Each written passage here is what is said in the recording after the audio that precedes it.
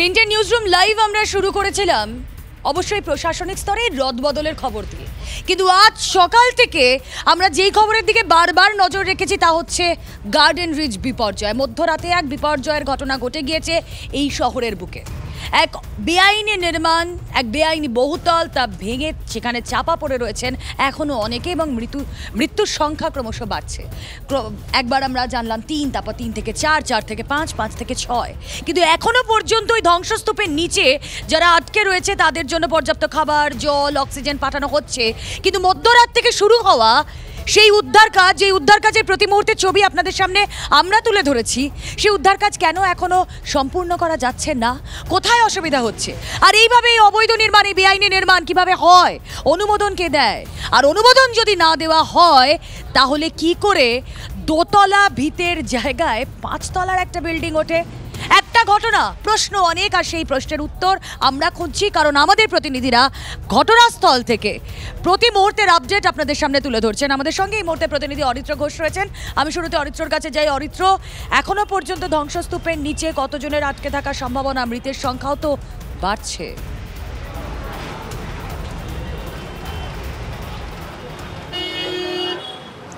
দেখো, একদমই তাই। উদ্ধার কার্য কিন্তু সকাল থেকেই শুরু হয়েছে দ্রুততার সাথে। এখনও উদ্ধার কার্যের যে প্রক্রিয়া, সেই প্রক্রিয়া চলছে। ইতিমধ্যেই 6 জনের মৃত্যুর খবর আমরা পাচ্ছি। এর পাশাপাশি প্রায় 15 থেকে 20 জন যারা আহত ব্যক্তি, তাদের মধ্যে কিছু জনকে প্রাথমিক চিকিৎসার পর ছেড়ে দেওয়া হয়েছে এবং বাকি কিছু জনকে কিন্তু যারা গুরুতর অবস্থায় আহত রয়েছেন তাদেরকে এখনও হাসপাতালে রাখা হয়েছে এবং সেখানেই চিকিৎসা করা হচ্ছে। দেখো, এনডিআরএফ সূত্রে যেটা আমরা জানতে পারছি যে উদ্ধার কার্যের একদম শেষের দিকেই প্রায় তারা চলে এসেছেন, কিন্তু যেখানে গিয়ে তারা বাধা পাচ্ছেন সেটা হচ্ছে, যেহেতু 5 তলা একটা বড় বিল্ডিং, সেক্ষেত্রে প্রত্যেকটি বিল্ডিংয়ের ফ্লোর অর্থাৎ লেয়ারের মতো ভেঙে পড়েছে বাড়িটি, যে কারণে প্রত্যেকটি লেয়ারকে সরানো হচ্ছে, তার যে ইমারতি দ্রব্য রয়েছে সেগুলিকে সরাতে হচ্ছে এবং তারপরে একদম নিচে অর্থাৎ গ্রাউন্ড ফ্লোর যেটাকে আমরা বলে থাকি, সেই গ্রাউন্ড ফ্লোর এবং তারও নিচে কেউ আটকে রয়েছেন কিনা সেই বিষয়গুলি একদম পুঙ্খানুপুঙ্খভাবে NDRF, disaster management, Kolkata police এবং ফায়ার ব্রিগেডের যৌথ অভিযানে কিন্তু খতিয়ে দেখা হচ্ছে। এবং ইতিমধ্যেই কিন্তু আমরা দেখলাম যে বেশ কয়েকজন আহত, যাদেরকে কিছুক্ষণের আগেই বার করে নিয়ে যাওয়া হয়েছে, তাদেরকে এসএসকে হাসপাতালে স্থানান্তরিত করা হয়েছে। যারা গুরুতর আহত তাদেরকে এসএসকে হাসপাতালে পাঠানো হয়েছে। একেবারে আমাদের সেদিকে নজর থাক। আর শুভজিৎ, দেখো, আমরা এই ঘটনার খবর দেখাচ্ছি, সকাল থেকে দেখাচ্ছি। মমতা বন্দ্যোপাধ্যায় সেখানে পৌঁছে গেলেন এবং দেখো তিনি পদক্ষেপও করতে বললেন, না তারপর একজন গ্রেফতারও হলো। একদমই রুমেলা, গতকাল রাতেই পৌঁছে গেছিলেন কলকাতার পুলিশ কমিশনার। আমরা দেখেছিলাম সকালে মমতা বন্দ্যোপাধ্যায়, রাজ্যের মুখ্যমন্ত্রী, মাথায় ব্যান্ডেজ, সেই অবস্থায় তিনি পৌঁছে গেলেন। চোট পাওয়ার পর থেকে মমতা বন্দ্যোপাধ্যায় চিকিৎসা চলছিল, বাড়িতেই ছিলেন তিনি।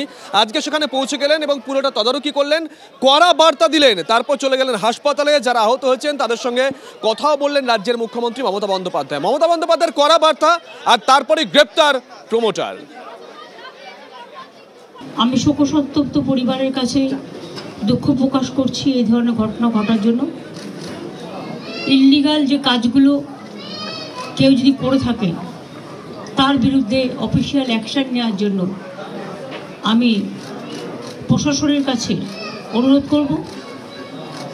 আর যে পরিবারগুলো আজকে অসহায় হয়ে গেছে তাদের পাশে তো সরকার দাঁড়াবে এবং ডিজাস্টারে সরকার অলওয়েজ হেল্প করতে পারে, অফিসাররা করে দেবেন।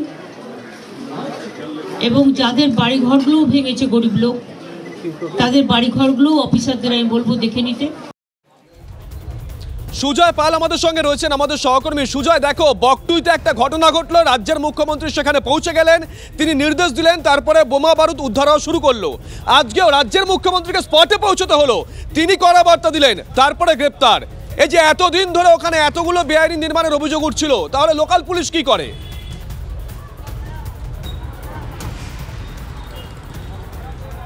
দেখো, সে সম্পর্কে পুলিশের ভূমিকাটা তো স্পষ্ট অভিযোগ করছেন স্থানীয় বাসিন্দারা, যে পুলিশের ভূমিকা যদি ঠিক থাকতো তাহলে এই ধরনের ঘটনা বা এই ধরনের বেআইনি নির্মাণ হতে পারে না।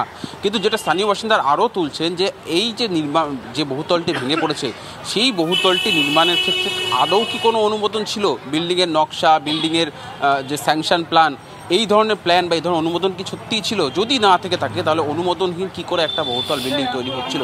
এই প্রশ্নটা স্থানীয় বাসিন্দারা তুলছেন। মুখ্যমন্ত্রী এসে বললেন যে কেউ কেউ প্রমোটার, তিনি কিন্তু সব প্রমোটারের কথা বলেননি, বলেছে কেউ কেউ প্রমোটার এই ধরনের বেআইনি কাজ করে সেটা তিনি বলেছেন এবং তার বিরুদ্ধে প্রশাসন কড়া ব্যবস্থা নেবে, কড়া পদক্ষেপ নেবে সেটা তিনি বলেছেন। এবং তারপর ঘটনাচক্রে মুখ্যমন্ত্রী চলে যাওয়ার পরেই প্রমোটার গ্রেফতার হয়েছে। পুলিশের বক্তব্য যে তারা এই প্রমোটারের খোঁজ চালাচ্ছিলেন ঘটনার পর থেকেই, ঘটনাচক্রে সেই সময় মুখ্যমন্ত্রী চলে যাওয়ার পরেই তার খোঁজ পেয়েছেন এবং তাকে গ্রেফতার করা হয়েছে এবং তার বিরুদ্ধে একাধিক জামিন অযোগ্য ধারায় মামলা রুজু করা হয়েছে এবং সেই ধারা অনুযায়ী তাকে কিন্তু আদালতে পেশ করা হবে। মুখ্যমন্ত্রী আরও বলে গিয়েছেন যে এই যে নির্মাণ, বেআইনি নির্মাণের কিন্তু এই তৃণমূল জমানায় শুরু হয়নি, তার আগে থেকে, যেমনটা বলেছিলেন খোদ ফিরহাদ হাকিম। ফলে কোথাও একটা বর্তমান প্রশাসনে যারা রয়েছে তারা এই ধরনের বেআইনি নির্মাণ, অবৈধ নির্মাণ এবং তার থেকে ঘটে যাওয়া এই দুর্ঘটনা, তারা দায়টা নিজেদের ঘাড়ে নিতে চাইছে না, তার পাশাপাশি বরং দায়টা না নিয়ে তারা ক্ষতিপূরণের ব্যবস্থা করছে। সেই আশ্বাসটা তারা পাশে দিচ্ছে যে যা ঘটে গিয়েছে, কিন্তু সরকার এবার পরবর্তীতে পাশে আছে, সেইটাই নজর থাকবে। সুজয়, নজর থাকবে, নজর রাখো। কি আশ্চর্য দেখো, দোতলার ভিত আর সেখানে 5 তলা বিল্ডিং তৈরি হচ্ছে। অনুমোদন নিতে পুরসভার কাছে যাওয়া হয়েছিল, পুরসভা নাকচ করে দিল, তারপরেও এই নির্মাণ গড়গড় করে উঠে গেল আর তারপর সেটা ভেঙে পড়ল। তারপরে ইতিমধ্যেই বেশ কয়েকজনের মৃত্যু পর্যন্ত হয়ে গেল। মুখ্যমন্ত্রী মমতা বন্দ্যোপাধ্যায়কে স্বয়ং সেখানে পৌঁছে যেতে হলো। এ নিয়ে আরেকটু কথা বলবো। সিজার মন্ডল আমাদের সঙ্গে রয়েছেন, আমাদের অপর সহকর্মী। সিজার, দেখো, একটা বিষয় তো ঠিক, এই যে পুরসভা প্রথমে নাকচ করে দিয়েছিল, তারপরেও এই বেআইনি নির্মাণ চলছিল এবং একটা বিষয় সামনে আসছে যে এই বেআইনি নির্মাণ রোখা কার্যত অসম্ভব, স্থানীয়রাই বলছেন। মানেটা কি?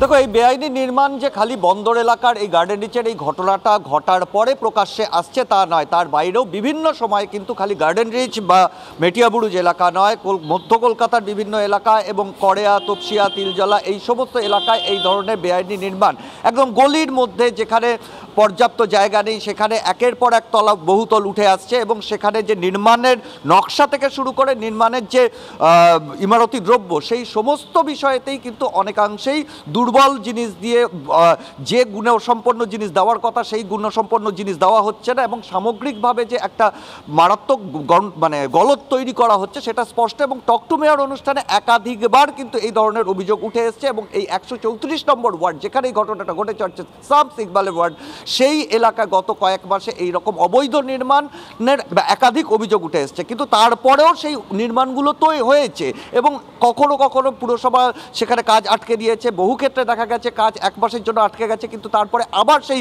কাজ শুরু হয়ে গিয়েছে। অর্থাৎ কোথাও পুরসভার আধিকারিক থেকে শুরু করে একটা যে অভিযোগ, যে কাউন্সিলর থেকে শুরু করে আধিকারিক, সবারই একটা পরোক্ষ মদতে এই ধরনের বেআইনি নির্মাণ উঠে আসছে এবং সেটা কিন্তু গার্ডেন রিচের এই ঘটনায় আবার সেটা প্রমাণিত হলো। তার মানে নজরদারির অভাব রয়েছে এবং প্রশাসনের এক পক্ষের মদতেই এ ধরনের বেআইনি নির্মাণ উঠেই চলেছে। এবং এই অভিযোগ, এই যে বেআইনি নির্মাণের অভিযোগ, তা তো মেনেই নিয়েছেন মেয়র ফিরহাদ হাকিম। কিন্তু কোথাও গিয়ে একটা বিষয় আমরা বারবার লক্ষ্য করছি, 13 বছর এ রাজ্যে ক্ষমতায় থাকার পরও এই গোটা ঘটনায় অভিযোগের তীর কোথায়? না বাম আমলের দিকে। কি বলেছেন ফিরহাদ হাকিম, তার পাল্টা কি বলেছেন বিকাশ রঞ্জন ভট্টাচার্য, শোনায়। এটা লিগ্যাল বাড়ি না, ইললিগাল বাড়ি হচ্ছিল এবং সেই অনুযায়ী আইন অনুযায়ী যা যা ব্যবস্থা নেওয়া সেটা আমরা নেব। এটা বামফ্রন্ট আমল থেকে, এখন খুব একটা হয় না, কিন্তু বামফ্রন্ট আমল থেকে এটা এখানকার বা আরও কিছু অঞ্চল আছে যেখানে এটা একটা রীতি হয়ে দাঁড়িয়েছে। এখন আমরা ঠিকা টেনেন্সিকে অনেকটা হালকা করেছি, আমরা সব রকম চেষ্টা করি, তারপরে যদি কোন গলিতে কে ইলিগাল করছে এটা আমাদের পক্ষে জানাটা খুব মুশকিল। যদি ধরেও নিই যে বাম আমলে তৈরি হয়েছে, তো বিগত 14 বছর ধরে তো যে বাড়ির থেকে ওরা ট্যাক্স নিয়েছেন, নিশ্চয়ই বাড়িতে ইন্সপেকশন হয়েছে। যদি দেখে থাকে যেটা ইলিগাল হয়ে থাকে স্যাংশনের বিরুদ্ধে, তাহলে কি ঘুমোচ্ছিলেন পুরসভা? না পুরসভার তৎকালীন মেয়র এবং বর্তমান মেয়র তারা টাকা আদায়ের জন্য এদিক ওদিক ঘুরে বেড়াচ্ছিলেন? 14 বছর সময়টা একটানা পুরো প্রশাসনের ক্ষেত্রে খুব সামান্য ব্যাপার না। সাফল্য যা হচ্ছে তা বাম আমলের ভিত্তির ওপর সাফল্য, আর ওদের ব্যর্থতা প্রমাণ পেলেই দায়ী বাম আমল। এই ধরনের রাজনৈতিক চিন্তার লোকেদের প্রশাসনে থাকার কোনো অধিকার নেই। অভিযোগ পাল্টা অভিযোগ এই বিপর্যয়কে ঘিরে চলছে, আপনারা সেগুলো শুনলেন, কিন্তু প্রশ্ন এখনো অনেক রয়েছে।